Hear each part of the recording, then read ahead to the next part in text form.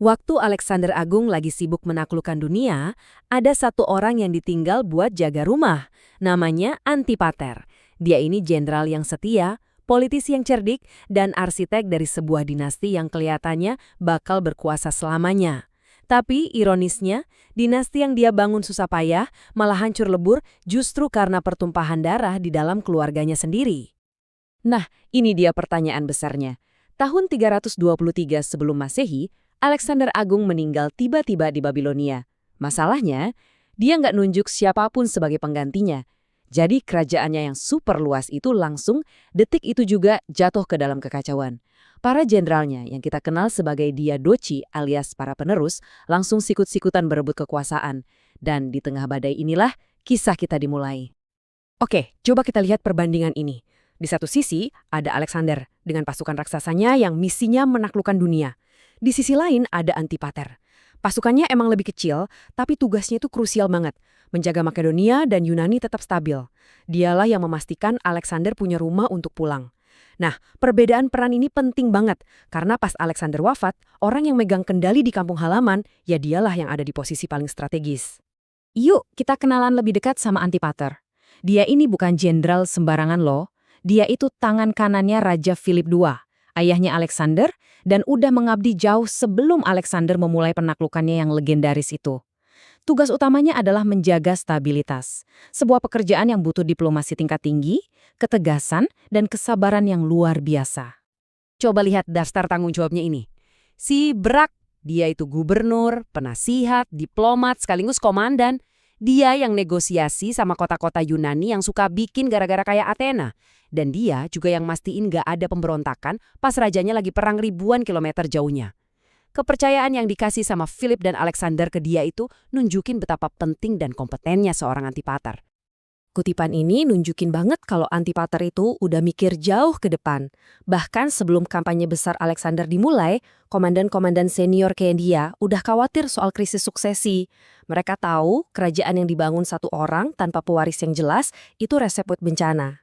Dan sayangnya, kekhawatiran mereka jadi kenyataan. Kematian Alexander itu kayak tombol start buat perang para penerus. Kerajaan yang dia bangun dengan susah payah langsung retak di mana-mana. Setiap jenderal yang merasa kuat ngeliat ini sebagai kesempatan emas buat ngambil bagiannya. Atau kalau bisa, ya semuanya. Garis waktu ini nunjukin betapa cepatnya krisis terjadi. Begitu kabar kematian Alexander nyebar, kota-kota di Yunani langsung berontak dalam perang Lamia. Antipater sempat kepepet, dikepung, tapi dia berhasil membalikan keadaan dan ngalahin mereka. Kemenangannya, ditambah tewasnya wali kekaisaran saat itu, Perdikas, tiba-tiba bikin Antipater jadi orang paling berkuasa di seluruh kekaisaran. Dialah yang kemudian ngatur konferensi Triparadeisos buat nata ulang semuanya. Hasil perang Lamia ini penting banget. Athena, yang jadi pusat perlawanan, dipaksa nyerah. Antipater langsung naruh pasukan Makedonia di pelabuhan mereka dan membatasi sistem demokrasi Athena. Ini pesan yang sangat jelas. Dominasi Makedonia atas Yunani bakal terus lanjut, ada atau nggak ada Alexander. Oke, jadi Antipater sekarang ada di puncak kekuasaan. Tapi dia tahu kekuatan militer aja tuh nggak cukup buat bikin warisan yang bertahan lama. Dia butuh pengikat yang lebih kuat. Strateginya, diplomasi pernikahan. Rencananya adalah menanamkan keluarganya, darah dagingnya sendiri, ke dalam jajaran elit penguasa yang baru. Nah, perjanjian Triparadeisos ini adalah momen kuncinya. Di sini, Antipater resmi diangkat jadi wali untuk seluruh kekaisaran. Tapi, langkah paling cerdasnya adalah apa yang dilakuin setelahnya.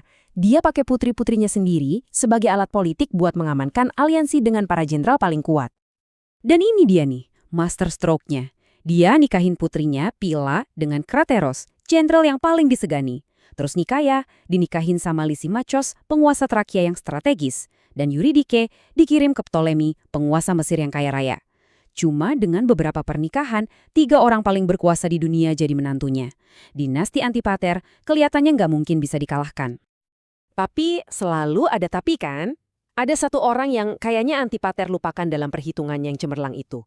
Putranya sendiri, Cassander. Dia ini anak muda yang ambisius banget, yang merasa paling berhak atas warisan ayahnya. Dan ketika dia merasa dilewati, amarahnya bakal mengubah jalannya sejarah. Dan inilah titik baliknya.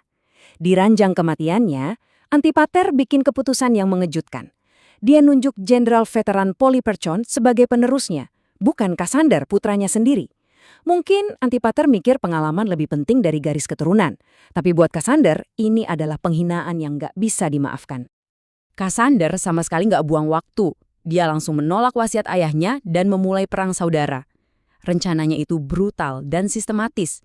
Pertama, dia kalahin dan eksekusi Olimpias, ibunya Alexander Agung yang terkenal tangguh itu. Terus, dia penjarakan dan bunuh pewaris sah Alexander, yaitu putranya yang masih kecil, Alexander keempat. Dia habisi semua jejak keturunan Alexander buat memuluskan jalannya ke tahta. Daftar ini nunjukin skala pertumpahan darahnya. Ibu, istri, dan 2 putra Alexander Agung semuanya tewas. Kassander secara efektif memusnahkan keluarga kerajaan Argead yang udah berkuasa ratusan tahun. Dia membangun dinastinya di atas puing-puing dinasti Alexander, dan dengan melakukan itu, dia secara nggak langsung ngajarin pelajaran mengerikan ke anak-anaknya. Kekuasaan itu boleh direbut dengan cara apapun. Ini detail psikologis yang luar biasa. Katanya, di sisa hidupnya, Kassander bahkan nggak tahan ngeliat patung Alexander. Dia bakal ketakutan. Ini nunjukin betapa besar bayang-bayang Alexander dan mungkin juga rasa bersalah atau paranoid yang menghantui Kassander sampai akhir hayatnya. Singkat cerita, Kassander berhasil. Dia merebut tahta Makedonia. Dinasti Antipater akhirnya dimulai. Tapi ironisnya, dinasti yang dia perjuangkan dengan begitu kejamnya ini justru bakal runtuh dengan kecepatan yang mengejutkan setelah dia meninggal. Setelah semua pertumpahan darah itu, Kassander akhirnya ninggalin 3 putra buat lanjutin warisannya. Di atas kertas, kelihatannya aman dong, 3 pewaris laki-laki. Tapi darah yang menodai fondasi dinasti ini bakal segera menuntut balas. Pelajaran tentang ambisi kejam yang diajarkan Kassander ternyata dipelajari dengan sangat baik oleh putra-putranya sendiri. Dan bencana datang dengan cepat.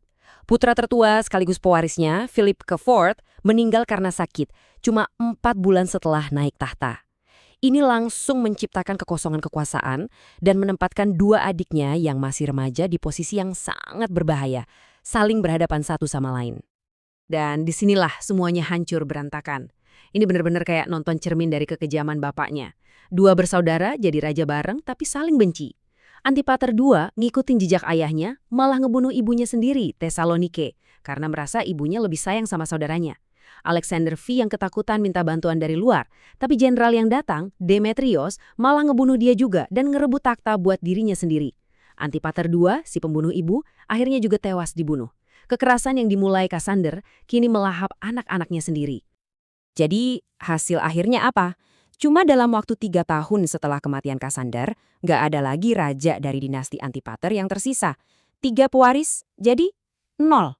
Semua perencanaan cermat Antipater dan kekejaman brutal Kassander berakhir dengan kehancuran total. Sebuah warisan berdarah yang memakan dirinya sendiri. Ini membawa kita ke pertanyaan terakhir yang cukup dalam. Kalau sebuah dinasti dibangun di atas ambisi tanpa batas dan pertumpahan darah, apakah kehancuran yang brutal itu sebetulnya nggak terhindarkan ya? Kisah keluarga Antipater sepertinya memberikan jawaban yang cukup mengerikan ya.